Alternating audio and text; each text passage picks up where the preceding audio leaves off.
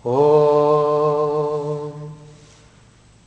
वसुदेवसुतं देवं कंसचाणूरमर्दनं देवकी परमानन्दं कृष्णं वन्दे जगद्गुरुम्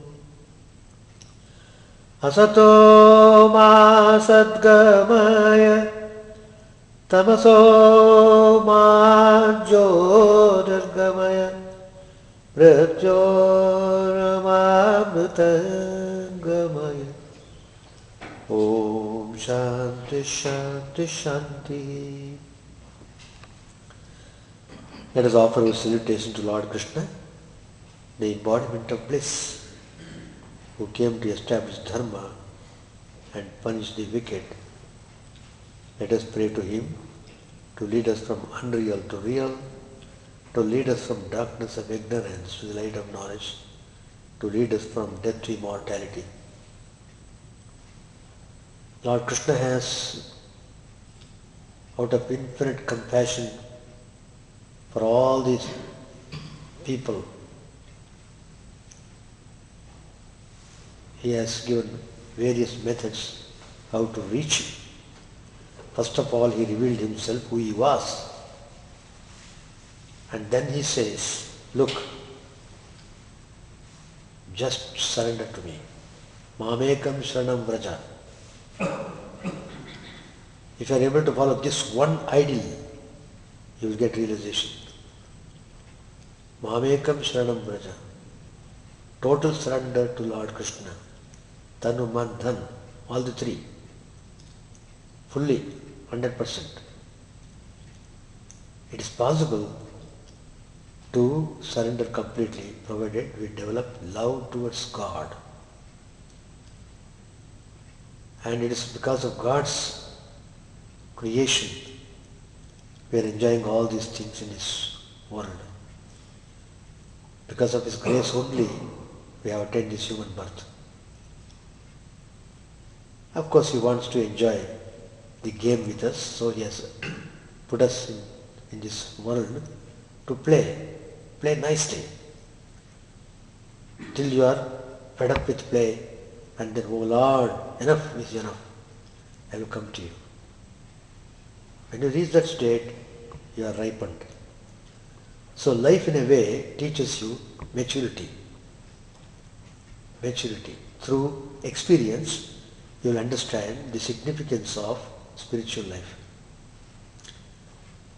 So then you will find out marked difference between spiritual life and the opposite of the spiritual life, worldly life. Worldly life drags you and drowns you, whereas spiritual life uplifts you, raises you, and gives you immense joy and peace. Anyway, we have to struggle. Without struggle, we won't get anything. If somebody else got realization, that doesn't mean I will get realization. I have to work for it. Work. It's very important. God's grace is there. He is always ready to help us.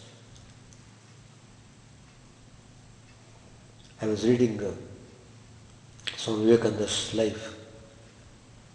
I was startled to read one of the incidents in Swamiji's life. How these great men are full of love and compassion. There is nothing inside except love. Love and love only. Even if they scold us, it's because of love towards us, he scolds us. So Swamiji's ideas, I don't know how to tell you. Please keep reading and reading.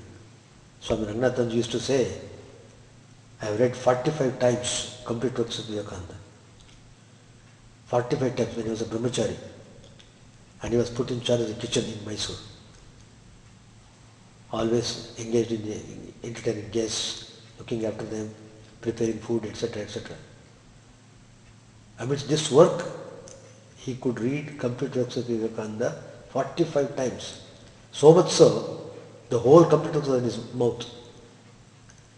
Verbatim he would quote. That is Annatanji. So, we have to build up the life like that, build up. So what I am telling was, Swamiji was moving along as a wandering monk to get the experience of the various types of people in the India. He was very sad to see the most hopeless condition of people, in spite of so many governments coming and going, so many kings coming and going. Poverty is not removed. On the other hand, it is more exploiting the very poor, people getting marked difference between rich and poor. Anyway, once I was amazed to read that some ghosts, some ghosts began to give wrong information to Swamiji, false information. And Swamiji, after coming to know it, he got disgusted and he addressed them, "Why are you bothering me like this? Get away." And they all humbly requested those ghosts, "Please relieve us from this state." Here comes the kindness. He did not discard them. Just he went to the river bank, took some sand, he prayed to the Divine Mother and just asked the Mother's grace so these ghosts may be released from their state. It's a horrible state to remain in ghost. And amazingly, they were all released. Next moment onwards, no more hearing of ghost's voice. Anyway, what I'm telling is, the saints and sages, they're always full of love only. And Sri Krishna has given clear definition of what is love, how to be devoted, what are the characteristics of devotee, etc., etc. All these things Lord Krishna has given to us. Only we have to act upon. Acting. Acting is ours. He has shown the path. You have to walk, This is the path to Sri Ramakrishna temple. Go this way. You have to walk. Otherwise, how do you reach the temple? So what Bhagavad Gita teaches is that we should always remember the divine, we must always remember the goal, and we must try to be practical in all our activities in a spiritual way. We have been studying chapter 7 of the Bhagavad Gita. In the last class, Lord Krishna has said 4 types of people seeking, worshipping, take refuge in Him. They are Artho, Jignasu, Artharthi, Jnani.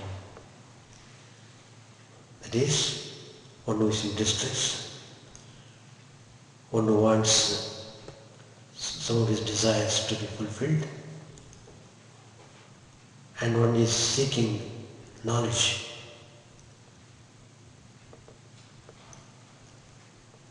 So, like this, there are 4 types of people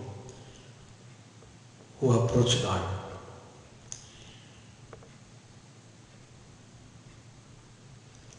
Now, in the 15th verse, Lord Krishna says, who are those people who will not come to God?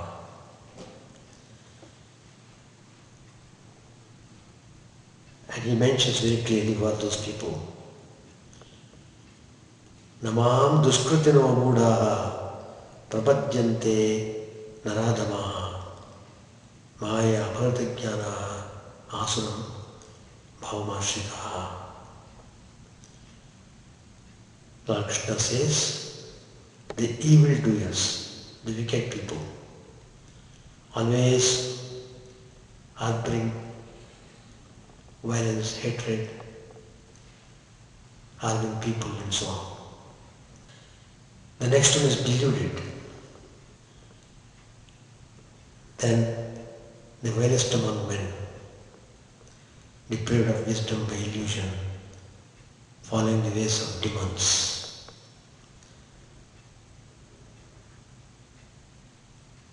Sri Krishna calls them Nanadhama. So, these are the people who do not seek the Divine Lord. And these groups are mentioned to give an idea that generally all the embodied beings, the jivas in this world, are under the net of Maya. So these people which Sri Krishna mentioned, evildoers, deluded, various among men and so on, these people always are tightly under the grip of Maya. That means in spite of repeated sufferings, they won't learn and they won't change their habits on suffering and suffering. The idea of going to God never arises in them. First of all, they don't have any kind of strong belief in the existence of God. Secondly, they are full of egoism, arrogance, boasting, all such things. So Duskrutina, beautiful Sanskrit word, Duskrutina, that means evildoers. How they commit such kinds of heinous crimes? Because they are born with bad samskaras. Bad impressions are so much in their mind, they pop up and they force the person to act in an evil way. So, in that process what happens is, because they are committing crimes and becoming wicked, again they are born as wicked people in the next birth. So they keep on coming, the wicked people keep on coming and going back and forth. So, an account of previous accumulated bad samskaras, they keep on thinking bad and induce others also in their bad ways. What a horrible thing it is. There was an incident which I should say without mentioning the name. See, one lady got married, a divorcee, a person who has already divorced his wife. This lady married that gentleman who had divorced his wife. Now, it went on. And this lady is telling, you see, this lady had previously one husband. And this lady had a child born to. And that child is grown up and she's conducting herself independently, earning herself, doing well. She also is divorced. She has divorced his husband, and that gentleman had divorced his wife. So two divorcees coming together. And the worst part, though they are coming from India, they belong to different states. One is from Tamil Nadu, another is from Kerala. See, absolutely no connection. Simply they married. And now this lady is telling, amazed. She's telling she wants to teach her husband how to drink wine. Can you imagine?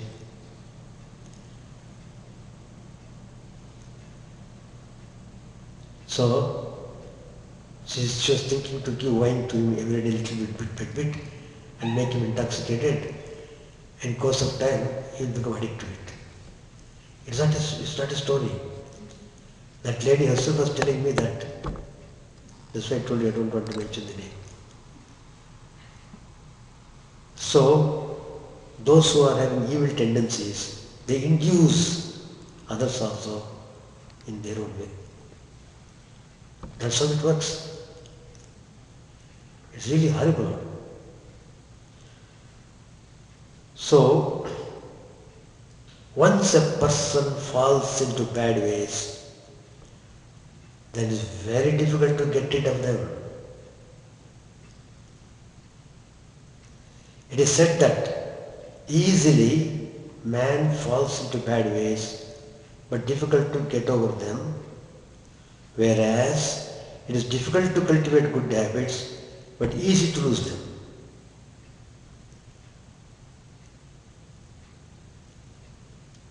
That's why Sri Ramakrishna used to say, always keep good company. Association is very, very important and crucial. It's extremely important, particularly when you are seeking a spiritual life or seeking a higher type of life. You must be very careful about association. I was telling somebody who was well known to me, quite young, initiated, of course not by me, initiated disciple of Sri Ramakrishna, belonging to Sri Ramakrishna family, I should say. Once she came and met me, and seeing her face, I told, look, stop going to tea parties. Stop, otherwise you lose your interest in spiritual life. Well, that I didn't say, but she understood that it means that. Tea party, what for? Going and drinking, imitating those people. Eventually you will also become like them, one of them. A person who does not smoke, if he constantly moves in the company of people who are smoking, he also become one day smoker. So Sri Ramakrishna very emphatically, many times he has told, please seek holy company, holy association. That's the very first step needed in spiritual life. Holy company means people who talk about spiritual ideas, who meditate on God, who contemplate, who pray, who sing devotional songs. So you must become associated, you must develop interest in such activities. You have to develop that, you have to cultivate it. Even though forcefully, you must do it. Then it takes time. In course of time, then afterwards you will enjoy how true it is. So, one who has loaded his heart with blemishes, he cannot go near Guru. He has no chance. The example is given. The bird has the natural capacity to fly high in the sky. But if one of its legs is tied with a stone, it cannot fly. In the same way, though one has the natural capacity to experience the glory of the Atman, is unable to get into it because of the impurities in the heart. Just as the mirror can't reflect if it is covered with dust, Even so, the impure heart cannot comprehend the Atma.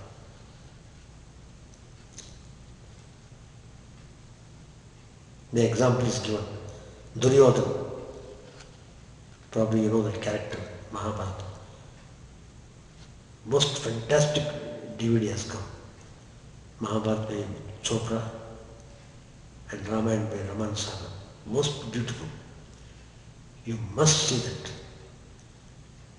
What a tremendous teachings these two epics have.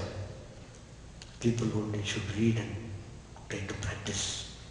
Anyway, Duryodhana, he was noted for his wickedness. Because of his evil qualities, he would not heed the right advice of Vijayadhara, who was his prime minister. Bhishma and others, he would never care their words. He would always follow whatever the most wicked and cunning Shakuni would tell him. Shakuni was another character. Gandhari's brother, Shakuni. Most wicked person one can imagine.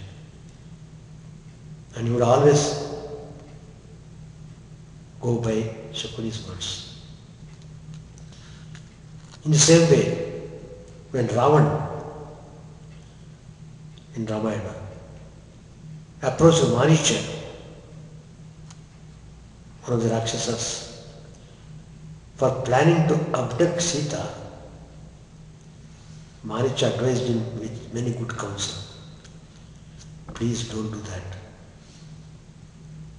But yet Ravana ignored his advice and committed the act of abducting Sita. These are the ways of the mind of those with sinful tendencies and behaviors. Such type of people cannot get into the stage of taking refuge in God. That question doesn't arise. They don't care for God. Even Ravan would say, what is God? I have conquered all the gods. So, perverted intelligence. Everything becomes perverted. Such people have no access to God. And there is a story, Duryodhana, and the peace broke.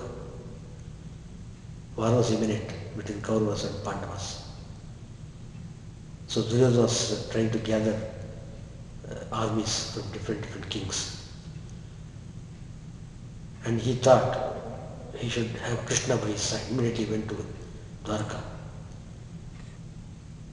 Krishna knew, he is knower of everything.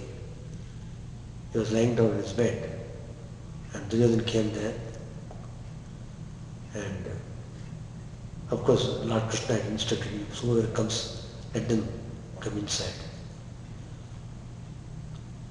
Arjuna also started to see Krishna.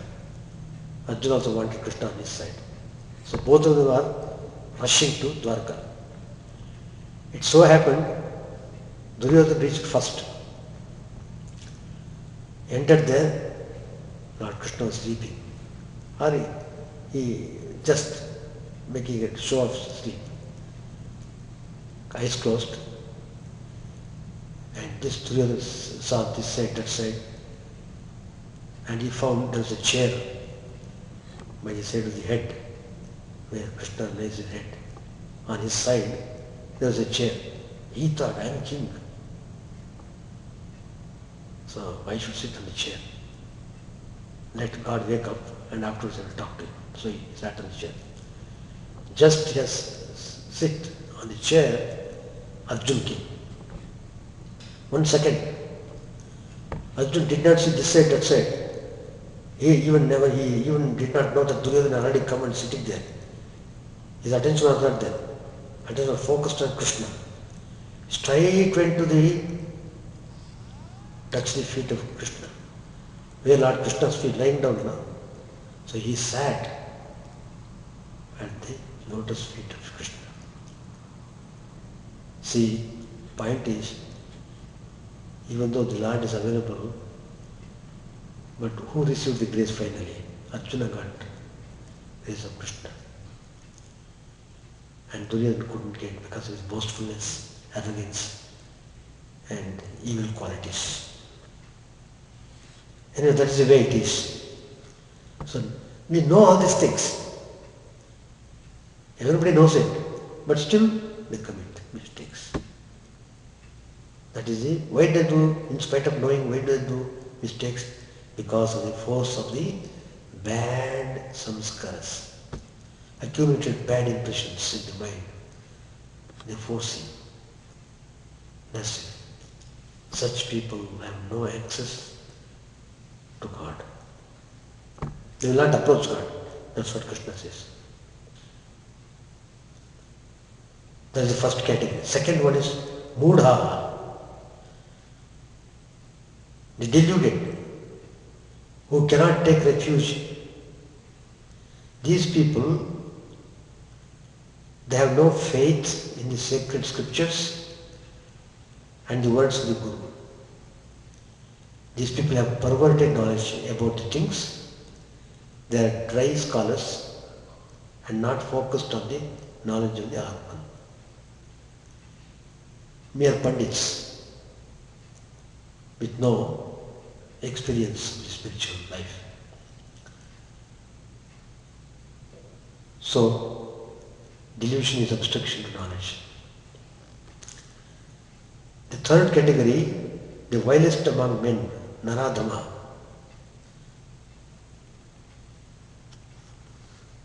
These Naradhamas, these are two-legged animals. That is, body is like human, intellect is like that of animals, Mudas. With such men, question of refuge doesn't arise. Without taking refuge, how is it possible to get out of the Maya net? Maya. It has looted them and stolen knowledge. If the wisdom in the intellect is destroyed,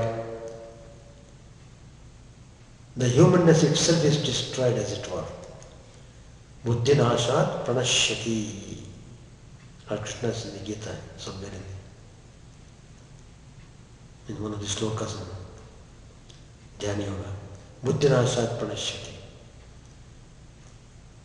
And Buddhi is destroyed, he is ruined. The fourth one is those who have imbibed demonic ways. Asuram bhavamashritaha. These people have become egoistic, boastful, lustful and greedy, indulging aggressively in the worldly life. They commit most heinous crimes and resort to violence in order to satisfy their insatiable desires. These people cannot tolerate the idea of surrendering to Lord or pay heed to the words of Guru. These are demons in human form, Manava Rakshasas. The power of Maya has completely destroyed their intellect. Such vilest among men, they don't believe in God, and so no liberation thereby. That's all about verse 15.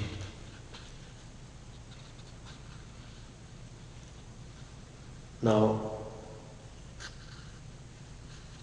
the people who are not qualified, who have no urge to come to God,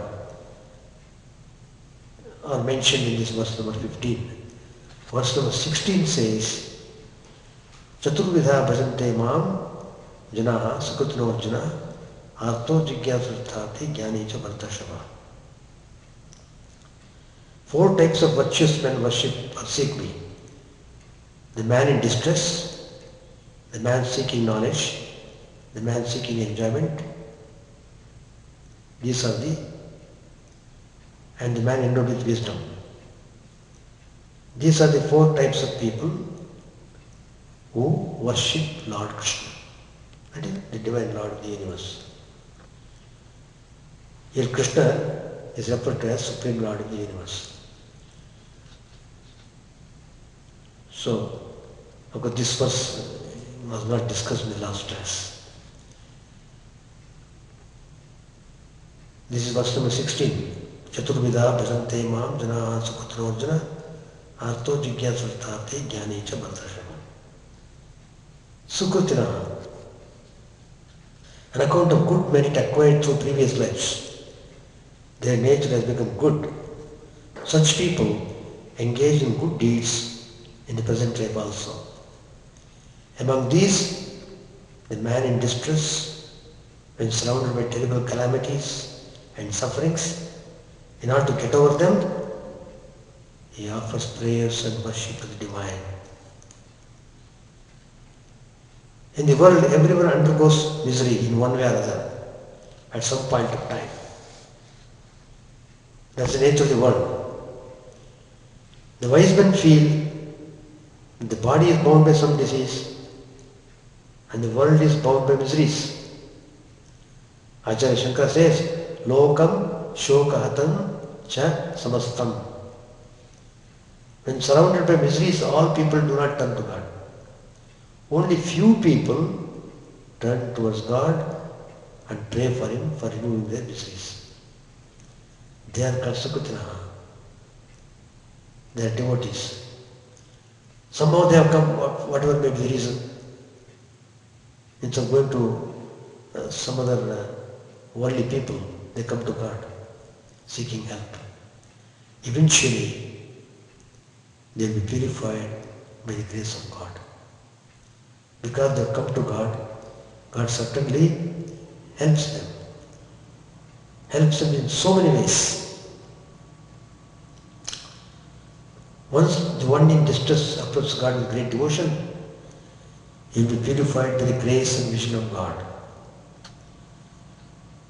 A person in distress, there is a famous example in Bhagavata. Example of Dhruva Narayan. Dhruva, a boy, he was pushed out of the throne from the lap of his father,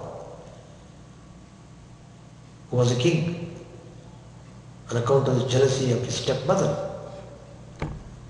The boy was greatly humiliated. So, that paved the way for Dhruva to approach God. In order to achieve his proper status, he left the home seeking God by the advice of his own mother and Saptarshis and Narada.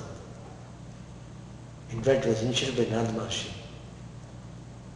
Narada Maharshi tells him, go, meditate, do like this. Certainly you will fulfill whatever you are desiring for.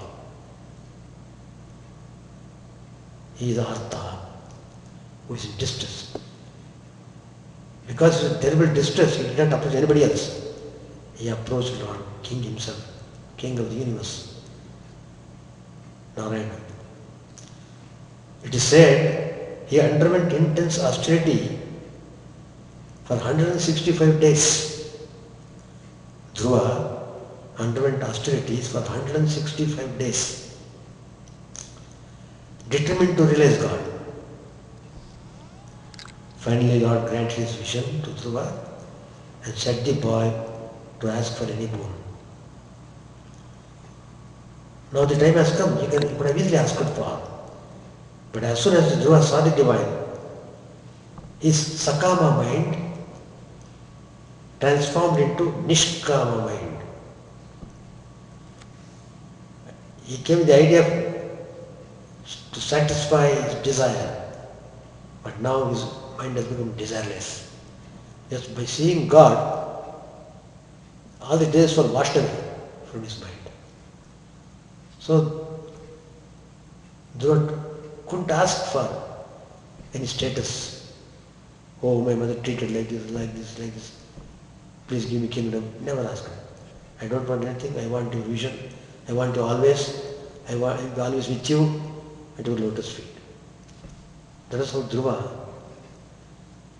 told Srimad Narayan.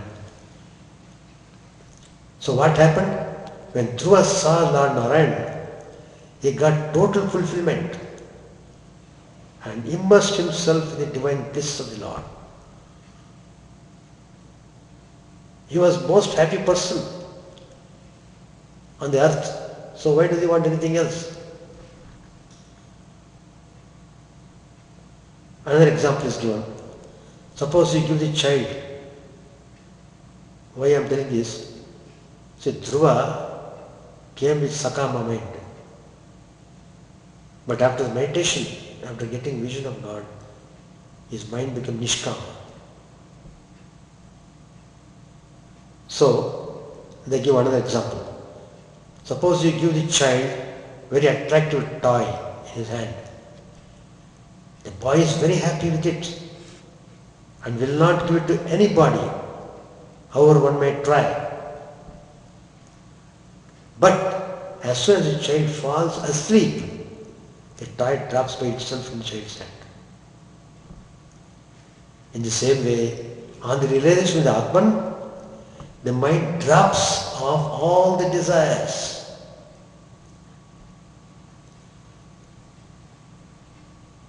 So, Dhruva is considered as Artha Bhakta.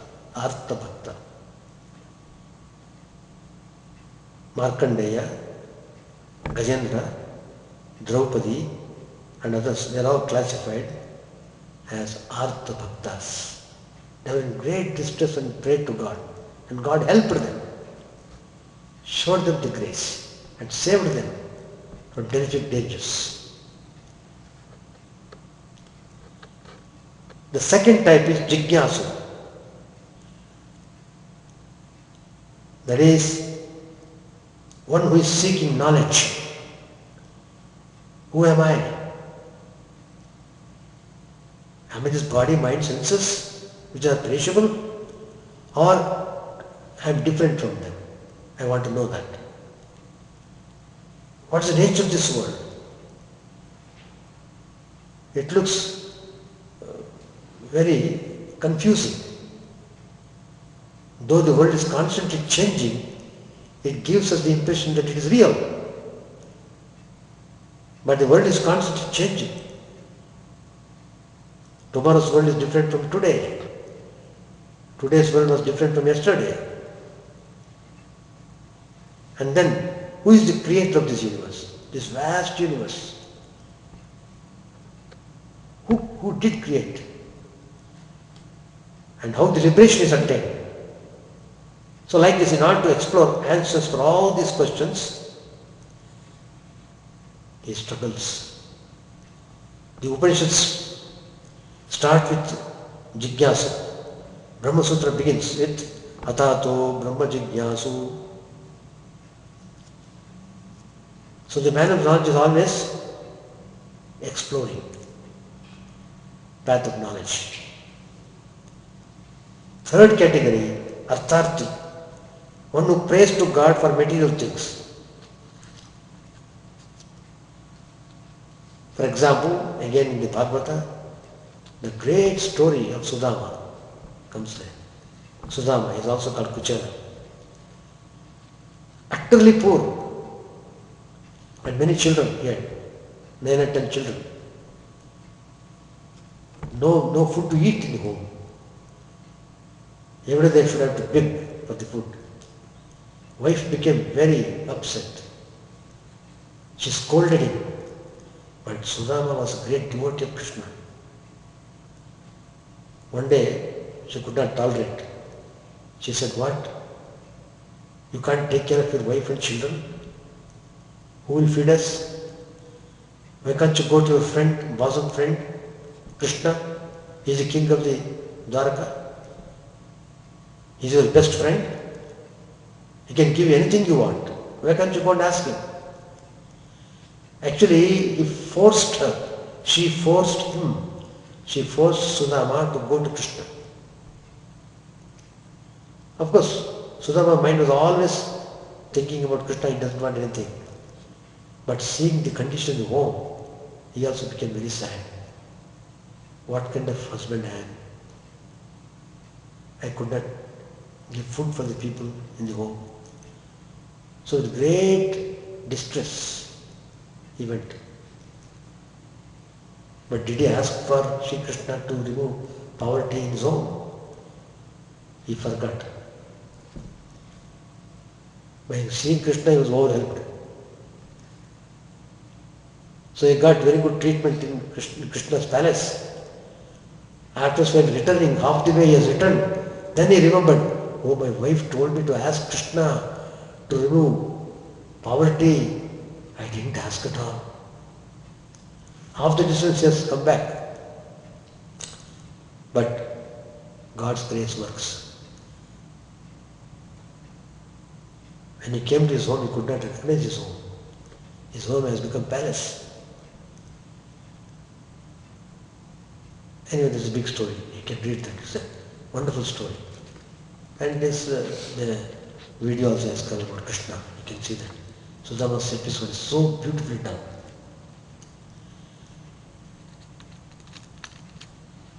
So that is Artharthi. Artharthi Bhakta. He is also devotee. Then comes fourth type is Jnani. One who is endowed with wisdom. Narada, Shuka, Sanaka and others belong to this type. One who is pursuing through knowledge is Nishkama Bhakta, Nirguna Bhakta. So God accepts these people, four categories. And they are all having good samskaras. Without good samskaras, one cannot come towards God. Verse number 17. Tesham jnani nityayuktaha ekabhaktir vishishyate priyo hi jnani vakyartham aham sacha mama priyaha. Among them, among the four categories which just now mentioned, the wise one who is ever in constant union with the divine and whose devotion is single-minded is the best, for I am supremely dear to the man of wisdom and he is dear to me. For by the light of his wisdom the darkness of separateness is removed and then he becomes fully united with Krishna. Nevertheless, such a person remains still my devotee, Sri Krishna says. But the strange thing is that, as to the eyes of many, a crystal may for a moment appear to be water. So the wise man seems to them separate from me. Just as when the wind ceases to blow, it no longer appears to be separate from the sky. So is that devotee certainly united with me, though his individuality as a devotee remains the same. When the wind moves, it appears distinct from the sky, and yet the sky remains as it was. So also, while acting in the body, he appears to be worshipping me, but having attained to self-realization, he is one with me. Through the dawning of wisdom, he knows me to be his self. I too joyfully regard him as myself. Having reached the state that is beyond the individual self, he is one who performs actions in the world different from me, owing to the separateness of the body. So, Lord Krishna has specified different types of people who take refuge in him, pray to him, worship him, and they get him. So what he's suggesting us, we should be pure-hearted, devoted, steadfast, determined in following, in pursuing spiritual path, then whatever efforts we have made, they are not wasted. All the efforts have got their effect. They help us in course of time. So this most human precious life should be utilized in trying to realize the divine. We have to do it. If we don't do it, we are the losers. God doesn't lose anything. We lose. God has given the body mind. If you don't use it properly, it's our fault. So let us try to follow the instructions of Lord Krishna and make our life blessed. Thank you. And we have got special Hanuman Homa. We are celebrating Hanuman Jayanti on Saturday, April 10th, morning at 10 o'clock. There will be worship and Homa. Vasudeva Sutan Deva Kamsa Chanurmardana Devaki Paramanandam Krishnam Vande Jagadguru. May the Lord protect me. Let us offer the salutations to Lord Krishna. The embodiment of bliss, who came to establish Dharma and destroy the wicked. Peace, peace, peace be unto all.